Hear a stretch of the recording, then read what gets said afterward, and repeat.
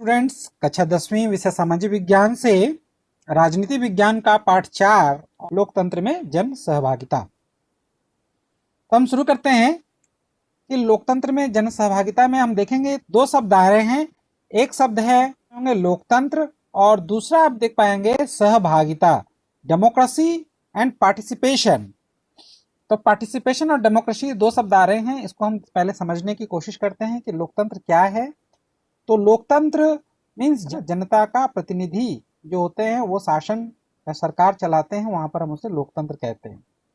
जैसे कि Abraham Lincoln ने कहा है कि लोकतंत्र लोगों का लोगों के लिए तथा लोगों के द्वारा निर्मित शासन प्रणाली है, सही हम लोकतंत्र कहते हैं। फिर आता है स्टूडेंट सहभागिता। तो सहभागिता मतलब पार्टिसिपेशन, राष्ट्रीय विकास के लिए चलाए गए किसी न किसी कार्यक्रम में अपनी इच्छा से जब लोग कुछ न कुछ योगदान करें तो उसे ही हम सहभागिता का नाम दिया जाता है।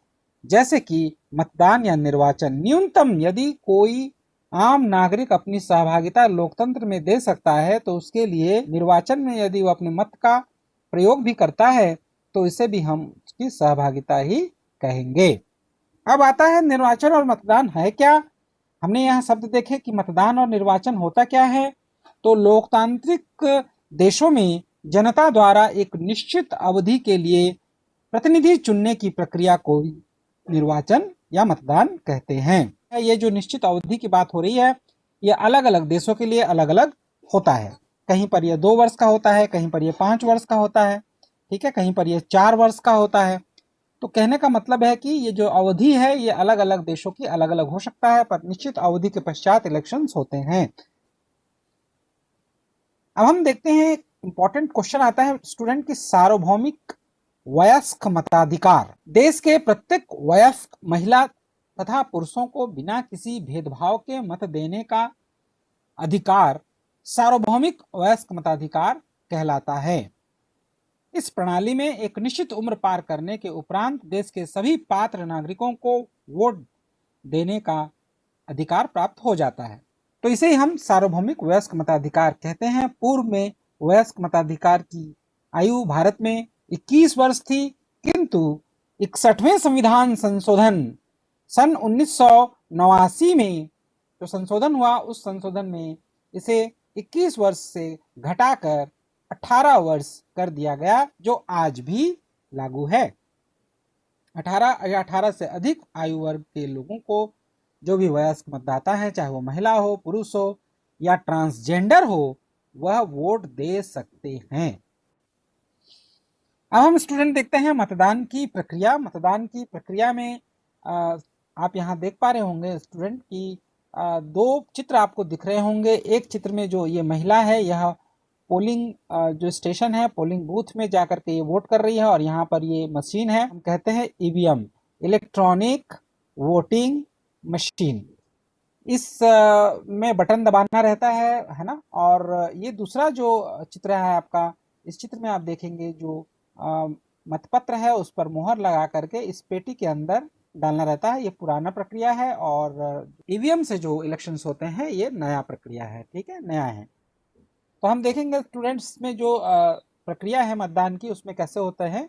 तो मतदान की प्रक्रिया में मतदाता सूची तैयार होती है। सबसे पहले मतदाता सूची तैयार करने के लिए अधिकारी नियुक्त होते हैं, और उस अधिकारी को जो यह मतदाता सूची का कार्य करता है आपके मोहल्ले पारे टोला में आकर के, उसे कहते हैं बीएलओ, बूथ लेवल ऑफिसर।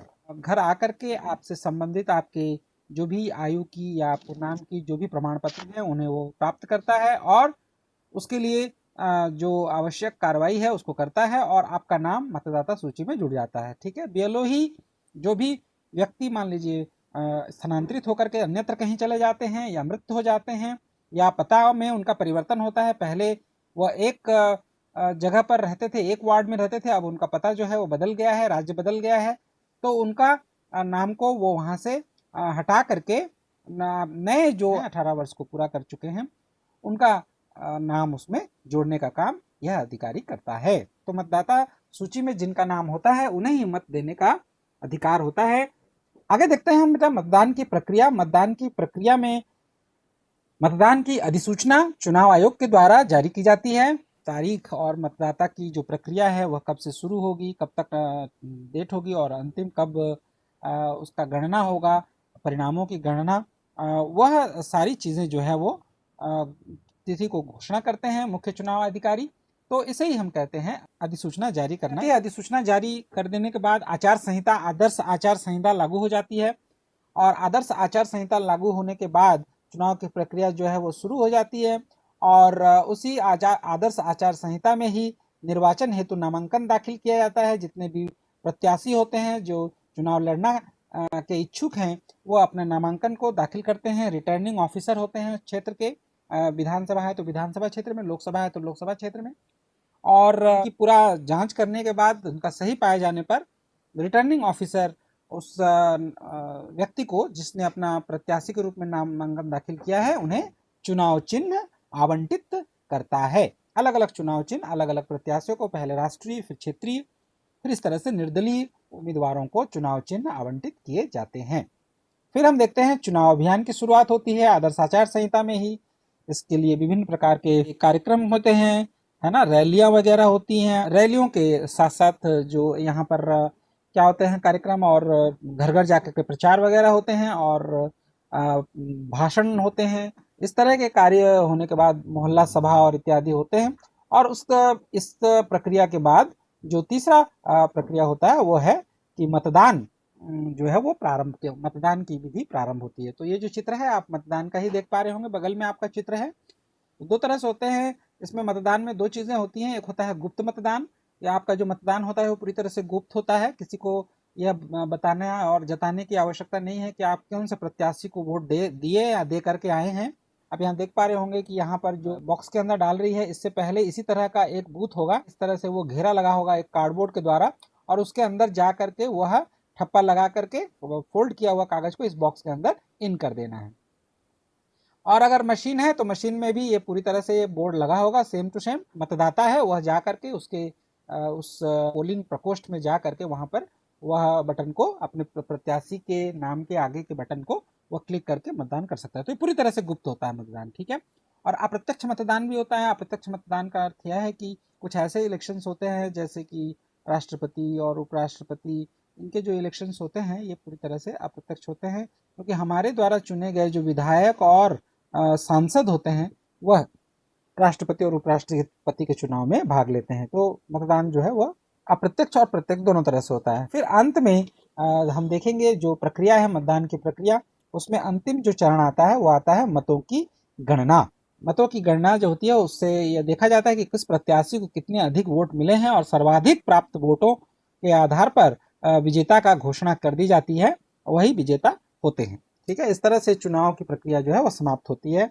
और यहाँ पर एक इम्पॉर्टेंट चीज ये है कि ये जो मशीन आपके सामने यहाँ रखी हुई है ईवीएम, उसमें नोटा का एक प्रावधान यहाँ पर लाया गया है। तो उससे पहले हम चुनाव आयोग के बारे में थोड़ा सा देख लेते हैं।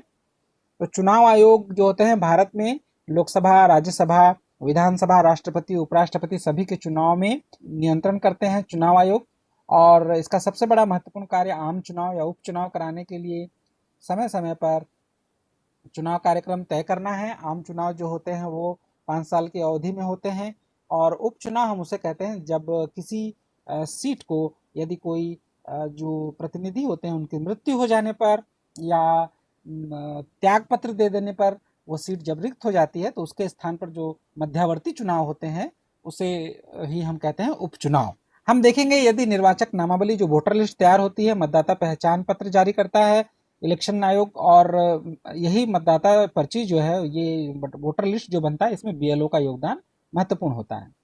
फिर मतदान एवं मतगणना केंद्रों के लिए स्थान तय करना, मतदाताओं के लिए मतदान केंद्र तय करना है कि कौन से स्कूल या कौन से केंद्र में जाकर के आप मतदाता जो है अपना वोट डालेगा, यह पहले से तय होगा, ठीक है। यह काम भी निर्वाचन आयोग के द्वारा ही किया जाता है और संबंधित जो भी प्रबंध की व्यवस्था है वो भी निर्वाचन आयोग ही करता है। और कोई विवाद यदि होता है, मान लीजिए प्रचार प्रसार के दौरान आचार संहिता का उल्लंघन वगैरह होता है, तो शिकायत भी निर्वाचन आयोग से ही किया जाता है और वही उसका जांच करके उसका हल निकालते हैं, ठीक है। और चुनाव चिन्ह आवंटित करता है और निर्वाचन आयोग यदि अयोग्य ठहराया जाता है किसी प्रत्याशी को, तो सांसद या राज्य विधानसभा के सदस्यों को बैठक हेतु सलाहकार निर्धारित करने के लिए भी क्षेत्राधिकार निर्वाचन आयोग का होता है। ठीक है, और यहाँ पर हम आदर्श आचार संहिता की बात कर रहे हैं। आदर्श आचार संहिता यह राजनीतिक दलों और उम्मीदवारों के लिए होता है, कोई अनुचित कार्य ताकि इस दौरान न कर सकें और सत्ता में मौजूद लोगों द्वारा शक्तियों का दुरुपयोग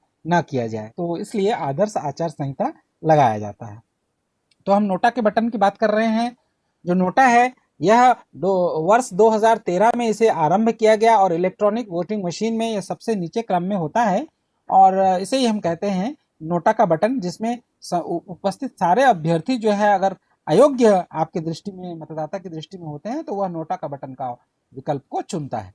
तो यहाँ पर ये बटन आप चित्र में देख पा रहे होंगे कि NOTA none of the above. अब देखेंगे यहाँ पर नन ऑफ द एबव। अब हम देखते हैं right to recall. Right to recall जो है स्थानीय निकायों पर लागू होता है। नगर पालिका और पंचायत में 50% प्रतिनिधियों के हस्ताक्षर तथा ग्रामवासियों के यदि 2/3 बहुमत किसी प्रतिनिधि, पंच, सरपंच, पार्षद आदि को पद से हटाया जा सकता है। 2/3 बहुमत अगर गांव वाले चाहते हैं कि नहीं हमारा जो पंच है वो गलत चुन गया है, तो उसको फिर से रिकॉल किया जा सकता है, मतलब फिर से वापस किया जा सकता है। यह नियम जो है वो छत्तीसगढ़ में भी लागू है। अब हम देखते हैं स्टूडेंट, यहाँ पर देख पा रहे होंगे आप, लोकसभा में जो एमपीज हैं या सांसद हैं लोकसभा में, उनका एक चार्ट आपकी बुक में ये दिया हुआ है। तो यहाँ पर 1991 से 2019 तक 17वीं लोकसभा तक, यहाँ 17 बार हो गया इलेक्शंस, तो 17वीं लोकसभा तक आपको यहाँ आंकड़े उपलब्ध कराए गए हैं। और आप उस चित्र में देख पा रहे होंगे कि महिलाओं का जो उम्मीदवारी है वह बढ़ता ही जा रहा है। 57 से 62, फिर 67, आप देखिए बढ़ता ही जा रहा है ये ग्राफ।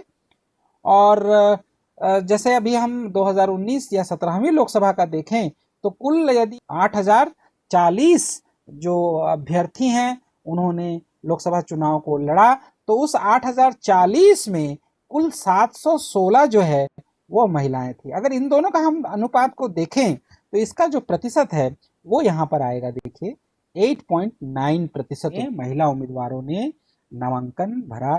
ठीक है, तो इसका क्या मतलब हुआ? इसका मतलब स्टूडेंट यह होता है 91 यदि पुरुष चुनाव लड़ रहे हैं तो उसमें केवल 9 महिलाएं हैं। यह काफी कम है, 8.9 है जस्ट। और जो सांसद जीते उसमें से 716 ने तो नामांकन दाखिल, उसमें जो जीते वो 78 महिला सांसद थे। 78 महिला सांसद जीत करके आए हैं। वर्तमान में अभी 78 महिला सांसद कार्यरत हैं। तो इनका जो प्रतिशत है सांसदों का वह केवल 14% ही हो रहा है, जो लगातार बढ़ रहा है, किंतु अभी भी यह बहुत ही 1/3 से बहुत पीछे है, बहुत कम है। और अगर इन पूरे 17 बार लोकसभा चुनाव में हम देखें तो सबसे कम जो प्रतिशत है वह 3.5% है।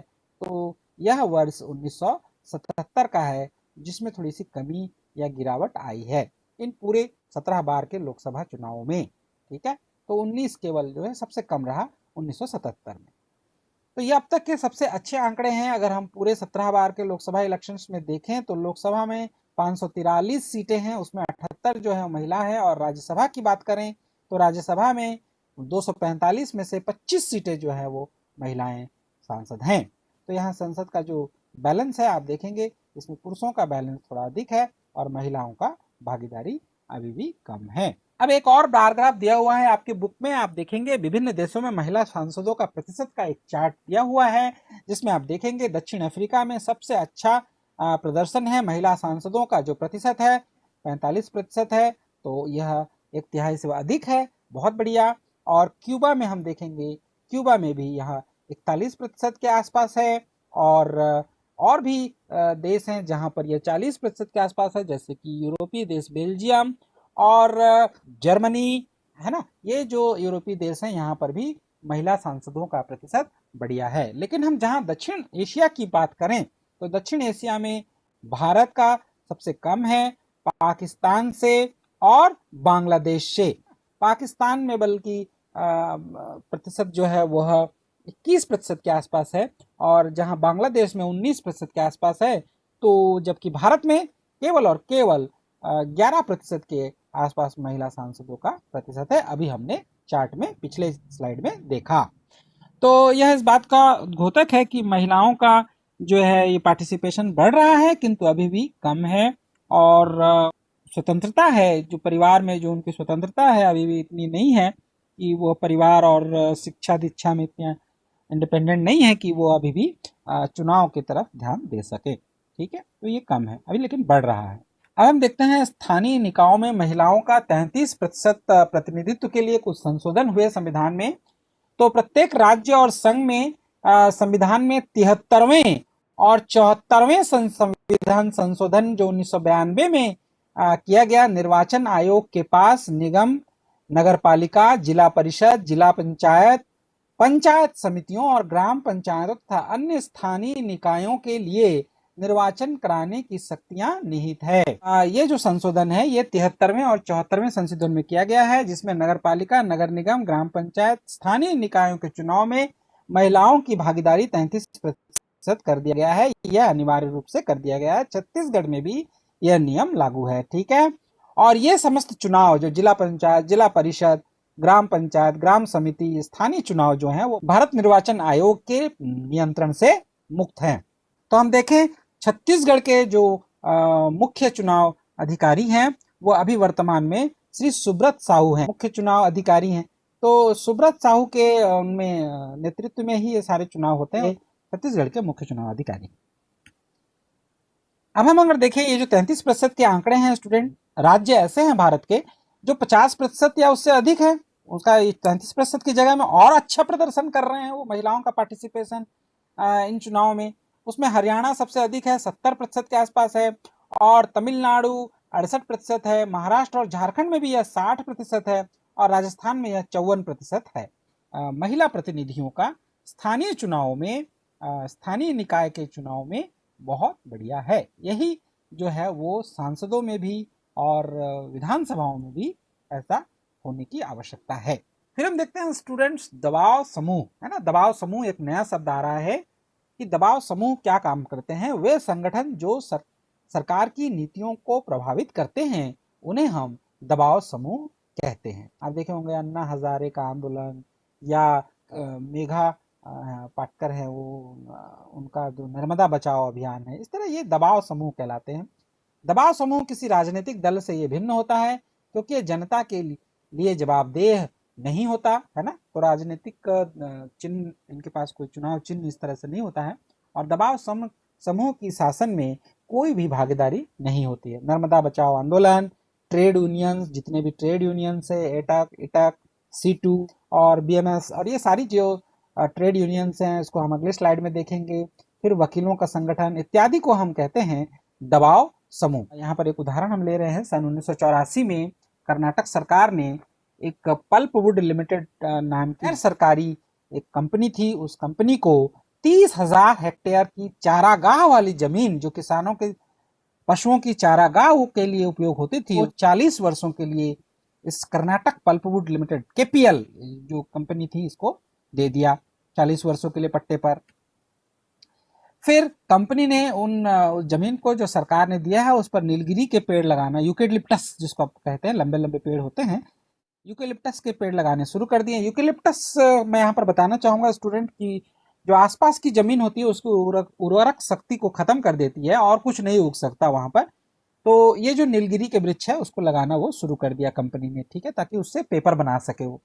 तो 1986 में किसानों और लेखक और पर्यावरण विदों ने मिलकर के एक आंदोलन शुरू किया, जिससे इस कंपनी के द्वारा जो ये एक्ट किया जा रहा है या कंपनी को जो जमीन दी गई है 30,000 हेक्टेयर, ये गलत है, और इसके विरोध में एक आंदोलन शुरू किया गया। फिर मामला जो है सर्वोच्च न्यायालय यानी सुप्रीम कोर्ट में जाने के बाद सुप्रीम कोर्ट ने यह आदेश दिया कि यथास्थिति जैसा था पहले जैसा उसको बना दिया जाए और यह जमीन जो है फिर किसानों को लौटा दी जाए। लेकिन ऐसा हुआ नहीं स्टूडेंट्स, ऐसा कंपनी ने किया नहीं आदेश के बावजूद। तो जिससे दुखी होकर के जो किसान हैं उन्होंने सन 1987 में कर्नाटक के कोंसूर नामक ग्राम में एक सत्याग्रह शुरू किया, और इस सत्याग्रह को नाम दिया किट्टीको हच्चीको।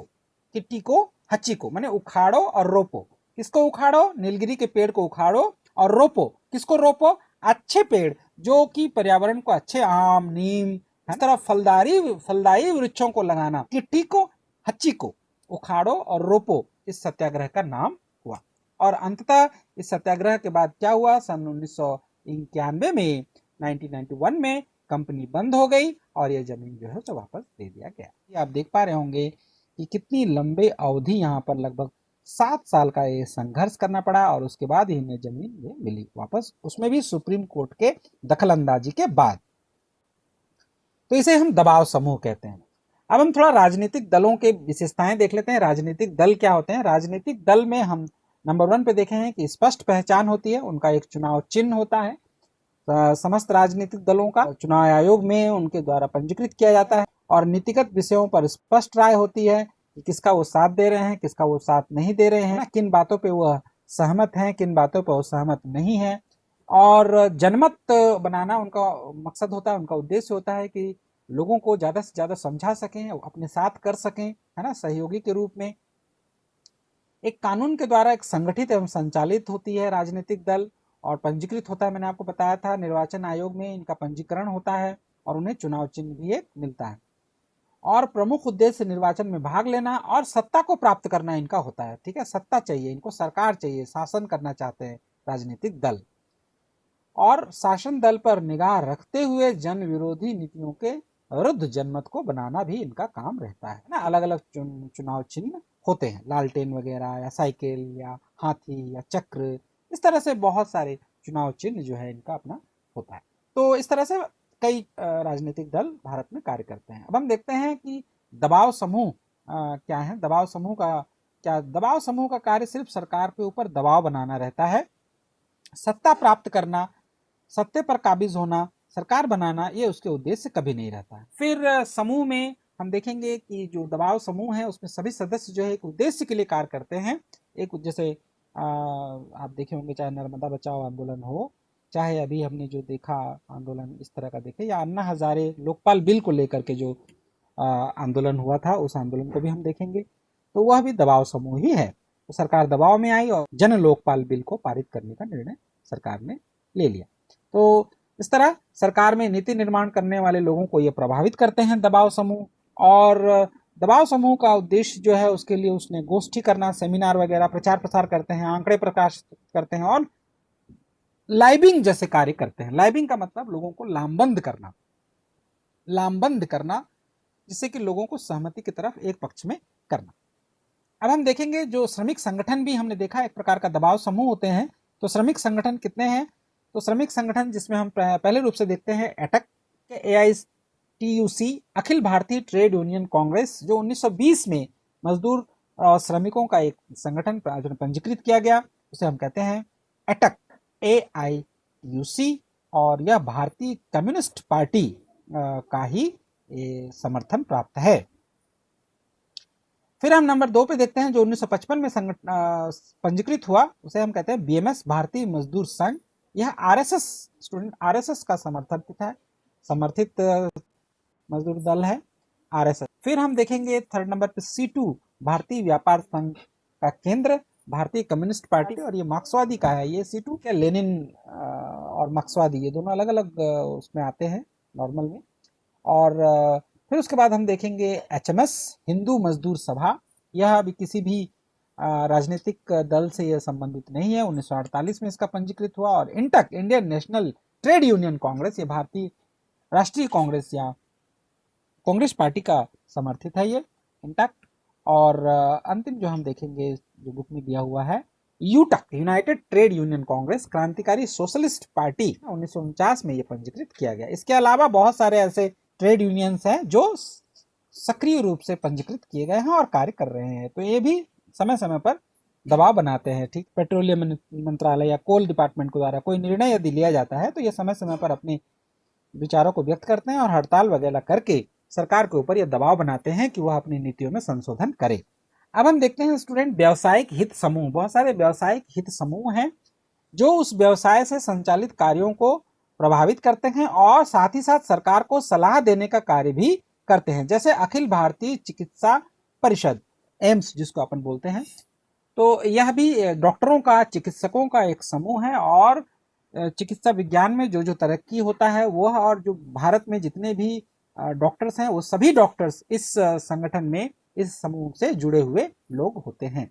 तो ये समय समय पर सरकार को नीति निर्धारण करने में सहायता करते हैं, मार्गदर्शन करते हैं, और यदि सरकार उनकी बातों को नहीं मानता है तो उसके ऊपर ये दबाव स्थापित करते हैं। इसी तरह से अखिल भारतीय बार एसोसिएशन है, सारे वकील इसमें पंजीकृत होते हैं, जितने भी वकील हैं जो या तो पब्लिक प्रोसिक्यूटर हैं या तो वो प्राइवेट प्रैक्टिस कर रहे हैं, लेकिन इसमें वो इनका सदस्य होना बहुत ही अनिवार्य है।